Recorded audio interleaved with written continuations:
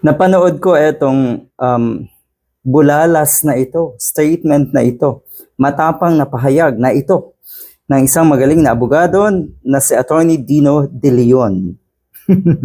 Estudyante to ni Attorney Chel Jokno. So saan pa nga ba magmamana, 'di ba? Makikita mo kung sino ba ang nag-mentor sa mga abogado na ganito. Kitang-kita na. Sino ba ang nag-mentor doon sa mga abogadong nasa Senado katulad ni Cayetano, Pia Cayetano at ni Alan Peter Cayetano? Siguro ngayon, nagtatago na sa kahihiyan yung mga naging professor na itong sina Cayetano.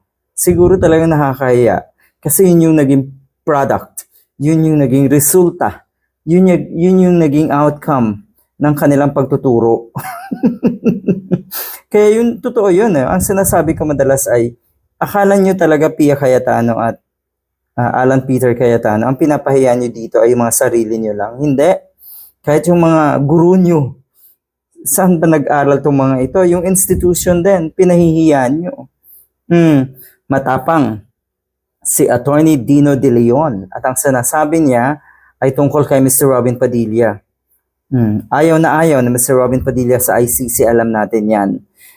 Diba? Ang dami niyang pahayag. Ang dami na niyang naging pahayag pagtutol sa patakaran ng ICC dahil alam natin. Alam ng lahat kung bakit. At yan ay ang pagkakakulong ni Digong sa ICC.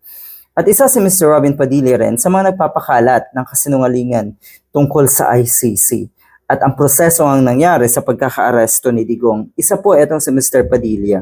Pero pag ang usapin nga naman ay tungkol sa China, katulad ng nangyayari sa West Philippine Sea, ano nga daw ang sabi ni Mr. Padilla? Nananawagan itong mokong na ito na sana daw ay gawan ng aksyon.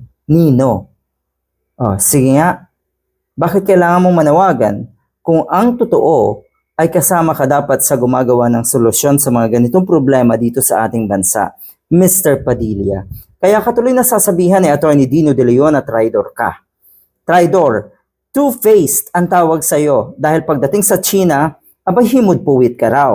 Pagdating sa ICC, akala mo'y kung sinong marunong ka sa batas.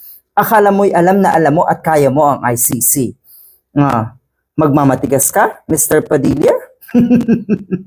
Sa kaso mo sa ICC sa obstruction of justice? Sige lang.